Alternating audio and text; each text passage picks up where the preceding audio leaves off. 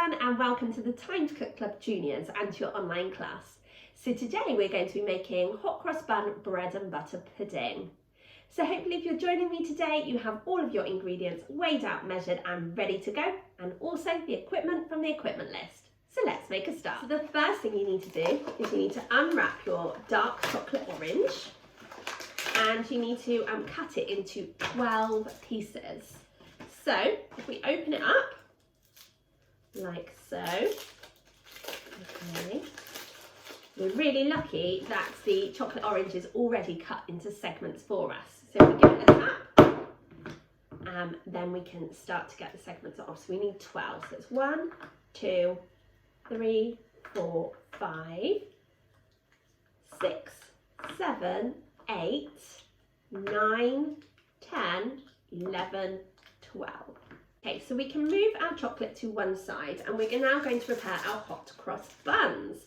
So what we're going to do is, with our hot cross buns, we're going to cut them from top to bottom in half. So you'll get like a semicircle shape.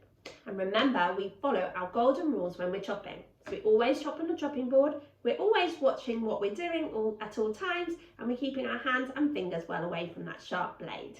So now what you need to do is you just need to keep going until you have prepared all of your hot cross buns. Hopefully by now you have chopped all of your hot cross buns, your 6 hot cross buns, into half so they're making like a semicircle shape. So now what you need to do is you need to make a little hole in the middle of your hot cross bun, and then you're going to pop in that piece of chocolate like so, okay? And again, you're going to do this until you have filled all of your hot cross bun halves with the lovely chocolate orange. Okay, so it's almost like a chocolate orange sandwich. So once you've prepared all of your hot cross buns and you've popped that segment of chocolate orange into each one, you now need to lay them cut side down into your baking dish, okay? So you're going to make 2 rows of 6 hot cross buns, okay? So you need to kind of squidge them in, but they do need to be cut side down, okay? So you need to just pop them all into your dish. So as you can see, this is the way that I'm going. So just squash them in, that's fine.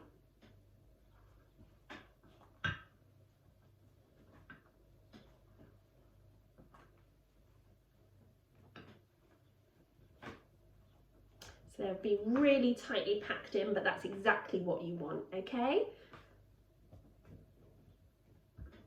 Okay, so once you've packed your hot cross buns tightly into your baking dish, you're now going to get your dried apricots and you're going to chop them into small pieces and just lay them on top of the hot cross buns, okay? So I'm going to be using scissors, but the blade of the scissors are still really sharp, so I'm going to be really, really careful.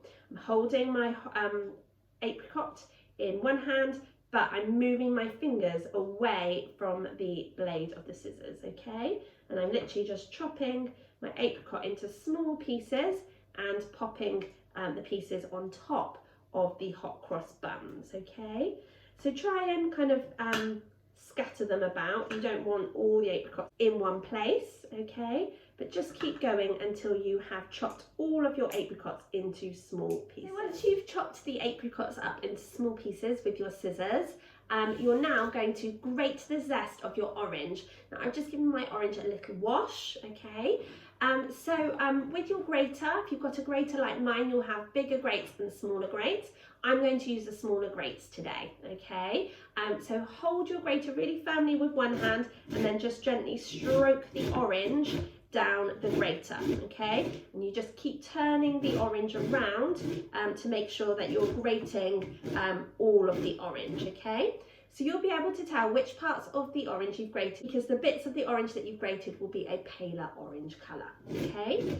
So just keep going until you have grated all of your orange zest, okay? But remember to be really, really careful when you're using your grater that you're moving your fingers out of the way of those blades. Okay, welcome back. So hopefully by now you have grated all the zest of your orange. So what you're going to do is, if you've got a grater like mine, sometimes the orange zest gets stuck in the middle. So with a spoon, you're just going to push out that orange zest onto your chopping board, like so. And then you're just going to sprinkle that orange zest all over the top of your hot cross buns. And again, try and get it so that the orange zest is kind of spread out a little rather than being all in one place. Now we're ready to make our custard to go on top of our lovely ingredients that are already in the oven dish. So we're using 2 eggs today. We're going to break them into a small cup or bowl first before adding them into our mixing bowl. And this way we can check that the egg looks okay and that there's no shell in the egg. So we're going to do a nice small tap to crack the egg before popping our thumbs in and peeling back the eggshells, leaving the egg in our cup, okay? I can't wait to see your excellent egg cracking skills. You can just pour it straight into your mixing bowl if you're happy that the egg looks okay and that there's no shell. So you can do the same with the other one, okay? And again, pop the egg into your mixing bowl, like so. Now, if you do have any raw egg on your hands, it's really, really important that you go and wash them. Once you've got your 2 eggs into your mixing bowl, you're going to get a hand whisk and you're just going to whisk up the eggs until they're really well beaten, okay? Just give them a whisk. So you definitely need to make sure that the egg yolks and the egg whites are really well mixed in, okay? So they're a nice creamy colour. You then need to measure out your 1 teaspoon of vanilla extract. Whenever we're using any spices, flavourings or herbs, we always measure out over a separate bowl or cup, and that way we're not spoiling the rest of the ingredients if we add too much. So we're just going for 1 teaspoon of vanilla extract. Okay, and pop that in like so. We're also going to add it in our double cream. And we're going to add in our 150 millilitres of milk.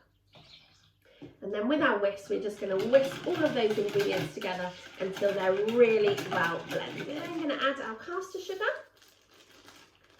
before whisking again.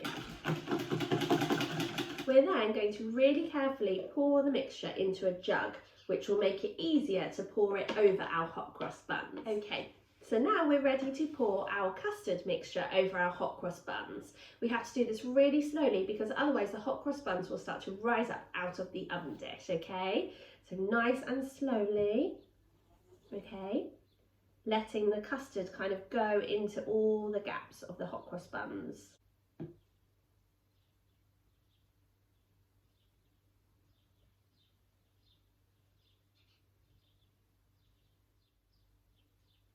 There's obviously a lot of mixture here, and that's fine because what we're going to do is we're going to leave our hot cross buns to kind of soak up some of that custard mixture in just a minute. So now what you're going to do is just using a spoon, you're going to push down the mixture, okay, like so. So I'm just using the back of my dessert spoon to just push down on the hot cross buns to allow a bit more room for the custard to go. Okay, and now what you need to do is you just need to leave your hot cross bun bread and butter pudding to one side to rest for 15 minutes, and this will really allow time for your hot cross buns to soak up all of that lovely custard mixture. So now what you need to do is you need to go and ask your grown-ups to preheat the oven to either gas mark 4 or 180 degrees or 160 degrees if you're using a fan oven. The reason why we need to preheat the oven is to make sure that the oven is at the perfect temperature when we're ready to pop our bake into it. So once you've asked your grown-up to preheat the oven, join me back here in 15 minutes and we can continue with our bake together. After 15 minutes, what you need to do is you need to sprinkle on your chocolate chips all over the top of your hot cross bun bread and butter pudding, and then you need to go and ask your grown-up to pop your oven dish into the oven to cook for between 45 to 55 minutes, okay? If your pudding is browning too quickly, grown-ups, you can pop some tin foil over the top of your oven dish just to stop your pudding from colouring anymore. But your hot cross bun bread and butter pudding should be a lovely golden brown colour on top and should be quite firm to touch. So join me back here once your bread and butter pudding has been cooked and we can have a look at it together. Okay, welcome back guys. So hopefully by now your hot cross bun bread and butter pudding has been cooked and is out of the oven. Please do be careful because your dish will be absolutely boiling if you've literally just taken it out of the oven. I took mine out a little while ago, which is why it's cool enough for me to touch. And I'm sure you'll agree that it looks absolutely delicious, and you can serve it hot or cold. So thank you so much for joining me for today's bake. I really hope you enjoyed making your hot cross bun bread and butter pudding, but more importantly, I hope you enjoy eating it and sharing it with your family and your friends. I really look forward to cooking with you guys again next time, when we'll be back with another delicious bake from our brand new menu. I can't wait to share it with you. Have a super week, guys. Bye.